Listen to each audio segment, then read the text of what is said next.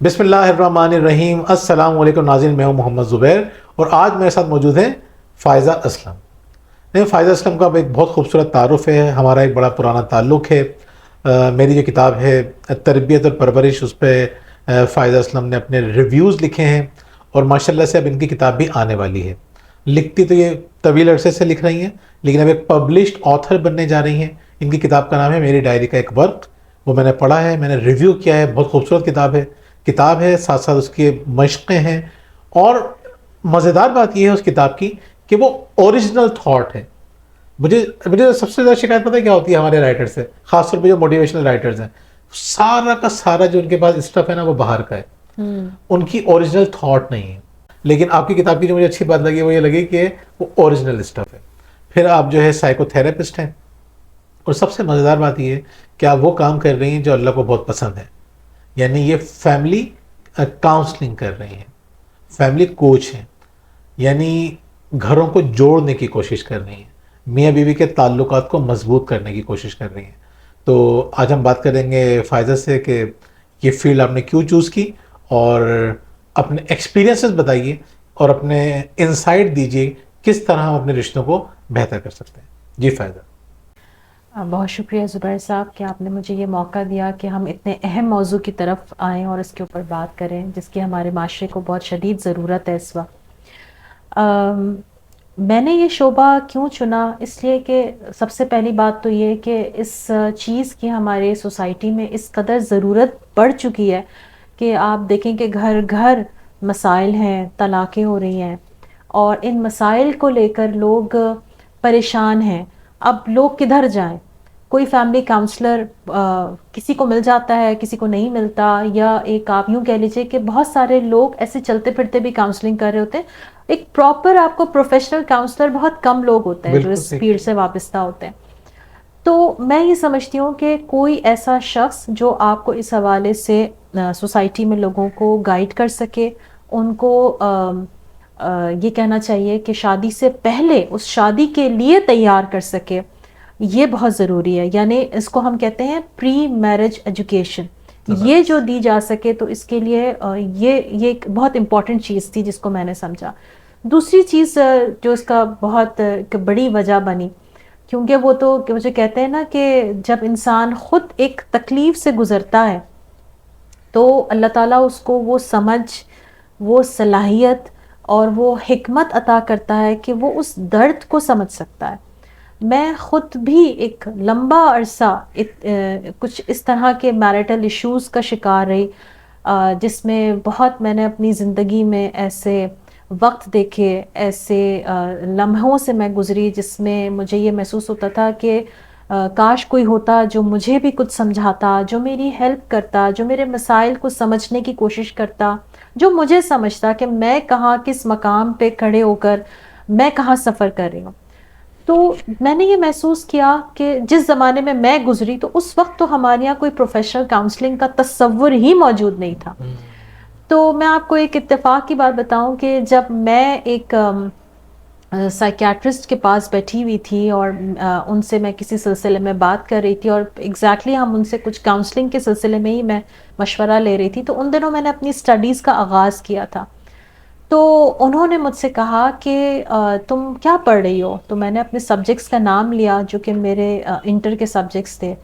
تو مجھے انہوں نے یہ مشورہ دیا, ڈاکٹر صابر ان کا نام ہے, ان کا نام میں ہر اپنی ویڈیو میں بہت لیتی ہوں, اور میں ان کی بہت شکر گزار ہوں, میں ان کی بہت ممنون ہوں, کیونکہ انہوں نے مجھے اس فیلڈ کی طرف لا کے کھڑا کیا. میں آج جو کچھ ہوں میں آج انہی کے مشورے سے ہوں.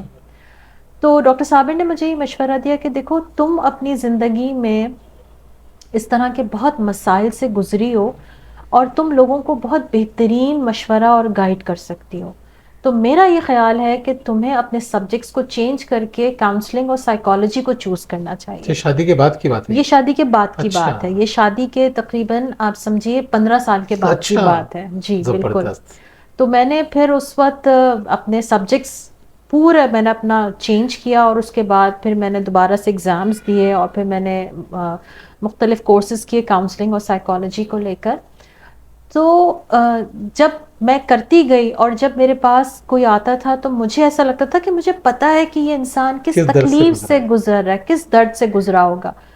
تو وہی والی بات کہ جب تک آپ خود نہیں گزرتے آپ اگلے کے درد کو محسوس نہیں کر سکتے.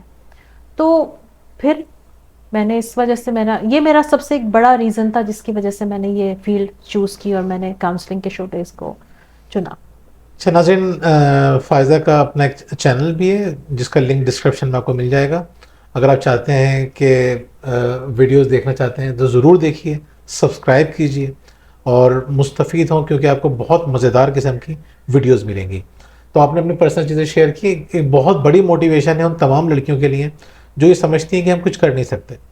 یعنی شادی کے 15 سال کے بعد، اور شادی بھی ایک جس طرح سے فائزہ نے بتایا کہ ایک تکلیف دہ زندگی تھی، لیکن اللہ تعالیٰ نے ان کو اس زندگی سے نکالنے کے بعد انہوں نے ہمت نہیں ہاری اور ایک نئے طرح سے اپنی زندگی کا دوبارہ شروعات کی، نئی طرح سے زندگی کی، اور ایک ماشاءاللہ سے ایک کامیاب انسان ہے.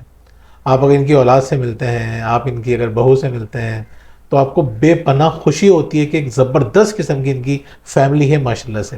یعنی صرف باتوں کی حد تک نہیں ہے کہ فیملی کے بارے میں باتیں کر لینا، ایک اچھی ماشاءاللہ سے ایک فیملی ہے. تو فائدہ کیا پرابلمز آتی ہیں جب میاں بیوی کے آپ کو میجر ایشوز کیا نظر آتے ہیں ان کے تعلقات کے؟ دیکھیں میاں بیوی کے تو ویسے تو بے شمار ایشوز ہیں. اگر ہم اس کو گننا شروع کریں، گنوانا شروع کروں میں تو بہت ساری باتیں ہیں جو کہ کی جا سکتی ہیں.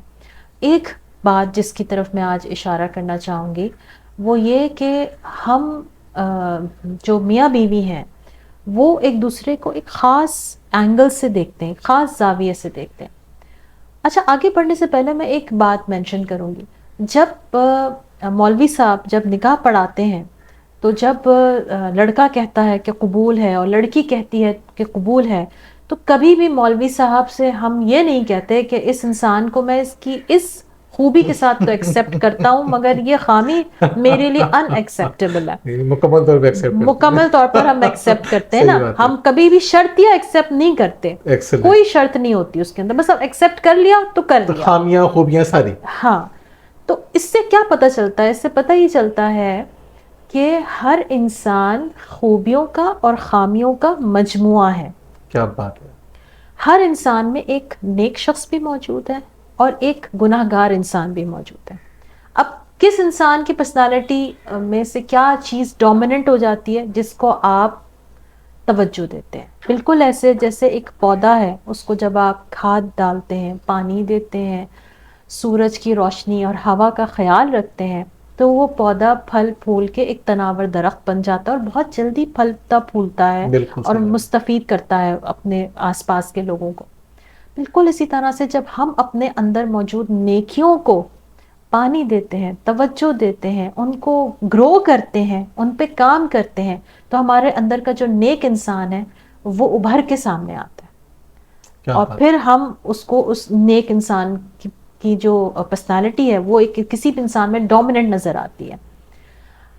اب میں آپ کے سامنے ایک ریسرچ بھی رکھوں گی. ریسرچ یہ کہتی ہے کہ کسی بھی جب ایک بچہ پیدا ہوتا ہے تو اس بچے کو 6 ماہ تک جو ویژن ہے اس کا وہ صرف بلیک یا وائٹ ہوتا ہے. اس کی زندگی میں جو رنگ آنا شروع ہوتے ہیں وہ 6 ماہ کے بعد آتے ہیں. اچھا، میں یہ کہتی ہوں کہ انسان ساری زندگی لوگوں کو بلیک یا وائٹ دیکھتا ہے. وہ کیسے؟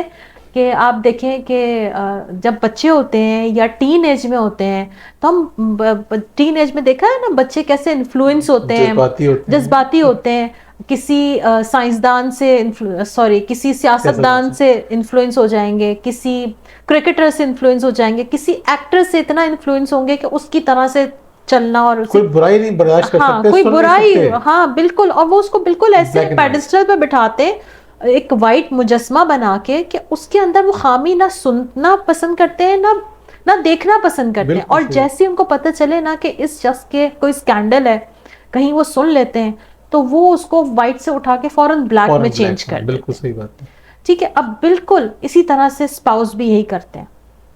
ہم ایک دوسرے کو یا تو بلیک دیکھتے ہیں یا وائٹ دیکھتے ہیں. اب اس بلیک اور وائٹ کے چکر میں ہم اس کو یا تو ایکسیپٹ کر لیتے ہیں یا بالکل اپنی Reject کر زندگی دیتے سے ہیں. نکال دیتے ہیں، اس کو ریجیکٹ کر دیتے ہیں. میں یہ سمجھتی ہوں کہ انسان بلیک یا وائٹ نہیں ہوتے، انسان گرے ہوتے ہیں. اب گرے میں بھی کوئی ڈارک گرے ہوتا ہے، کوئی لائٹ گرے ہوتا ہے. اور کوئی چینج کر رہے ہوتے ہیں شیڈ ڈارک سے لائٹ میں، لائٹ سے کبھی وہ ڈارک ہو جاتے ہیں، کبھی وہ لائٹ ہو جاتے ہیں. بالکل صحیح ہے. تو یہ بڑا خوبصورت اللہ تعالیٰ نے انسان کی پرسنالٹی کو بنایا ہے، اس کا کمال ہے اس شخصیت کا. تو کہنے کا مقصد یہ ہے کہ وہ جو اسپاؤس ہے نا، وہ بلیک یا وائٹ نہیں ہے، اس کے اندر کچھ نہ کچھ خامیاں بھی ہیں اور خوبیاں بھی ہیں. سمپل بات ہے، آپ اس کی خوبیوں کو فوکس کیجئے، اس کی خوبیوں کا تذکرہ کیجئے، اس کی خوبیوں کو ایڈمائر کیجئے، اکنالج کیجئے، اس کے منہ پہ اس کی تعریف کیجئے، اس کی اچھی باتوں کا اظہار کیجئے، خوشی کا، شکریہ کا اظہار کیجئے. اور جو اس کی خامی ہے اس کو اگنور کر دیجئے. کیوں؟ اس لیے کہ وہ صرف شوہر یا بیوی نہیں ہے آپ کا، وہ ایک انڈیویجول انسان بھی ہے. اور انڈیویجول انسان ہونے کی حیثیت سے یہ اس کا حق بنتا ہے کہ اس کو غلطی کا مارجن دیا جانا چاہیے. صحیح بات. یہ میری نگاہ اچھا، ہم بھی یہ ایکسپیکٹ کرتے ہیں نا، ہم غلطی کرنے کے بعد ہم کیا چاہتے ہیں کہ اب ہمیں معاف کر دیا جائے. ایک تو ہم اپنی غلطی مانتے نہیں ہیں، بالکل، لیکن مان بھی لیتے ہیں تو ہم کیا چاہتے ہیں؟ یہ چاہتے ہیں نا ہمیں معاف کر دیا جائے. تو اللہ تعالیٰ بھی یہ کہتا ہے کہ جب تم مجھ سے تم توقع کرتے ہو کہ میں غلطی کے بعد معاف کر دوں، تو تم بھی معاف کر دیا کرو. اچھا، معاف کر کے بندہ کتنا پرسکون نہیں آتا. بالکل صحیح کہہ رہے ہیں. معاف کر کے بندہ اس قدر پرسکون ہو جاتا ہے، کیونکہ مجھے لگتا ہے کہ ہم اس کو معاف کرنے سے پہلے خود کو معاف کرتے ہیں. جب ہم اس کو معاف کر دیتے ہیں تو ہم بیسکلی اپنے اندر ایک سکون کو لے آتے ہیں اور ہم پرسکون ہو جاتے ہیں. اور زندگی میں ہمیں چاہیے کیا ہے؟ سکون، خوشی. انسان تلاش کس میں ہے؟ خوشی یا سکون کی تلاش میں تو ہے، باقی سب تو ثانوی چیزیں ہیں. بہترین بات آپ نے کی ہے ماشاءاللہ. میں سمجھتا ہوں کہ ریلیشن شپ کو بہتر کرنے کے لیے بہت شاندار ٹپس ہیں. ان باتوں پہ عمل کرنا چاہیے ہمیں اور اپنے ریلیشنز کو بہترین کرنا چاہیے. میاں بیوی کا رشتہ بہتر ہوگا تو پوری فیملی خوبصورت ہو جائے گی.